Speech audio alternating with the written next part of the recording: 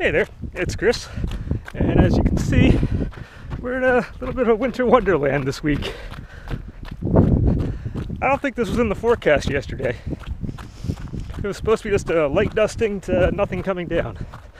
And yeah, this is what we got instead. So today is all about improvisation.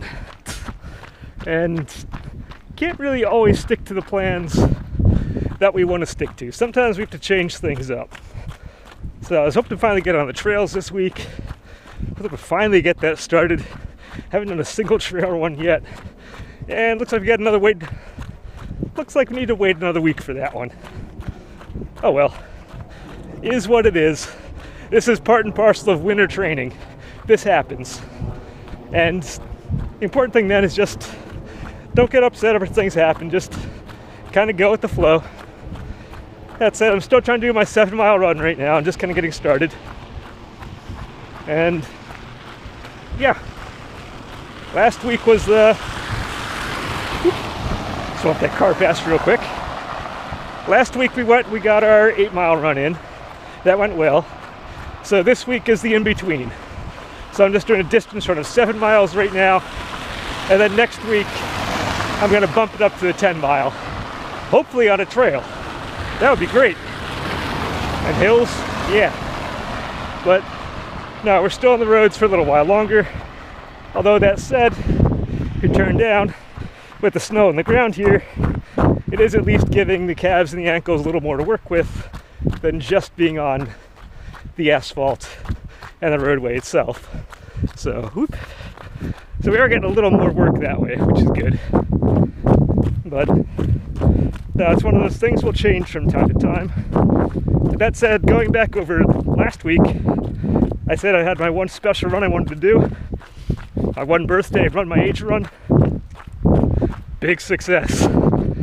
So, at the start of the whole series, start of this whole season, I said I started out kind of with 2 weeks of shorter, faster runs. And I said they ranged from, I think it was like a 7:29 pace on my slow end to a 7:11 on my fast, which was a 3-mile run. Well, this week, training is working. Believe it or not, these are the 10-minute mile runs I'm doing. They're working.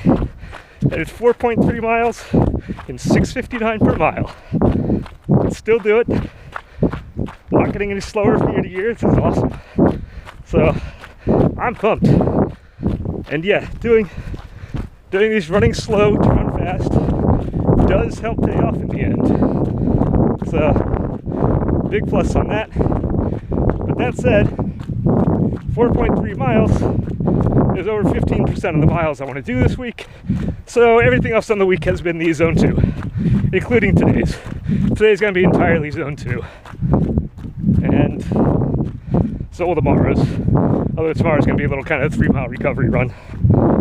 That said, next week is going to be the 10-mile distance one. If I can get that on a trail, that means all of the mileage I'm going to do during the week is probably going to be zone 2. Because it's going to be really hard to keep that heart rate down on a trail run. It just is. Especially where I go. There are hills and all that involved. So I'm going to save my heartbeat ones with zone 3, zone 4s kind of for that run at the end of the week.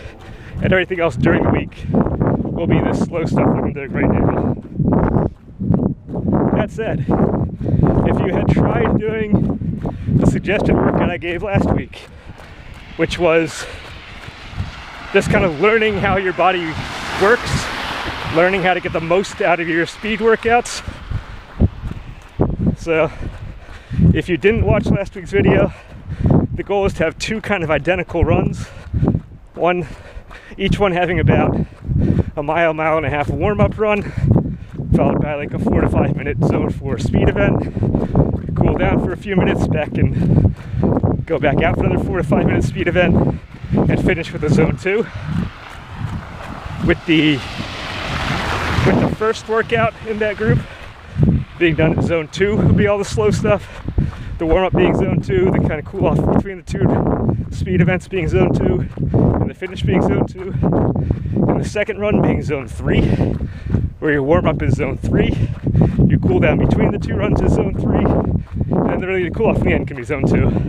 But if you had tried that just to see how your body reacted when doing the speed events, if you're like me, even though this is the one time I recommended something to you that I personally haven't done during this week, because I was doing my birthday run. But if you're like me, then if ever I'm going for like my record runs and whatnot, because again I like having little kind of mini, I guess, goals kind of I look forward to. It's not just the ultra at the end of this 21-week span. We are going for other stuff in there. I will usually try to go for like a 1 mile time trial, half mile time trial, 2 mile time trial, whatever. I'll usually do those after a zone 3 workout, because when I go into my speed event, it means my body is already burning the glucose and it doesn't have to switch gears into that. You'll probably notice you can get more out of your speed workouts if you're not doing it directly from a zone 2 where your body now has to transfer over. This is what I'm saying, kind of learn how your body works through these various stimuli so you get the most out of whatever workout it is you're going for. That said, I had a much different, I had a kind of a bigger workout plan, kind of presentation halfway scheduled for today, but keep switching arms, this is not good. Arms getting tired for some reason. But I had a big kind of workout thing planned for this one, because I do have one really important video I do want to put out that I would highly recommend watching. If any one of them done, it would probably be the most important of all of them. But I want to make sure I get that one right, get the numbers and all that kind of down there correctly, get my topics down correctly before I start it. So I'm going to put that one off for like another week or two. I do want to get a trail running one in here as well. So that could be next week, or the big one could be next week. I'm not sure. But I don't want to rush that one to put it out today in kind of a haphazard fashion. So we kind of get more of just we're like a training vlog today, where we are, what's going on. So I'm going to get my roughly 20 to 24 miles in this week. Next week, the goal is 26. Again, every 2 weeks, I'm bopping up my mileage by 3 miles, and I'm adding 2 miles, or 2 miles of that comes on my distance run. So up to the 10 miler next week, and around 26 miles total.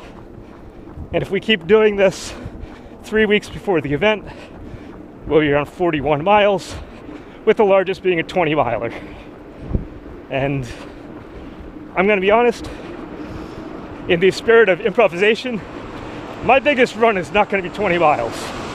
I physically can't do that. I also see a snowplow ahead of me that we're going to have some fun with. This is new. Whoop. All right, we're going to go this side of the road. I don't want to deal with that.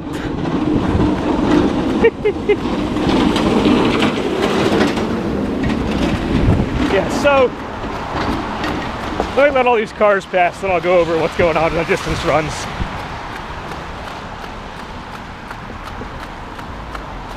So around 10 years ago, I got into a cycling accident. I was going around probably a little over 20 miles an hour down one of the local roads, kind of in development area, and the car passed me, immediately turned into development, and I had nowhere to go, so I went over the handlebars, broke my shoulder.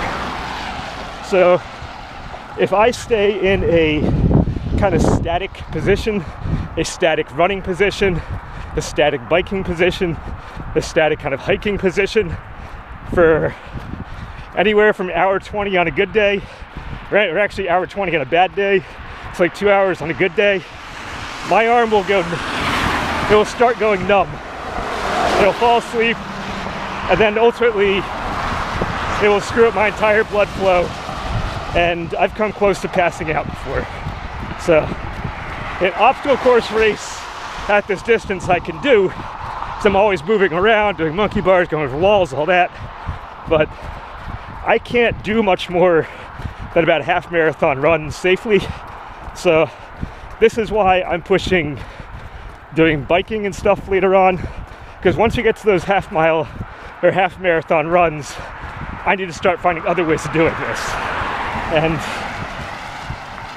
in the goal of just kind of looking at this and saying you need to be flexible, that's part and parcel of the game plan. You need to be flexible based on what you can do, have to know what you can, what you can't do, and then kind of work around those types of things. And eventually you find a system that works. So if I can start putting some speed stuff into my distance events, it'll help push out how far I can go during those. So I'm going to start moving more of my speed stuff towards the distance ones now, just so I can get the most out of them before my shoulder destroys me during this. But again, that's going to be a me thing. And yeah, that's really all I wanted to cover this week. Not a big one. Like I said, next week or two should be some of the more important videos I'm putting out. So hang on to those. This was an in-between.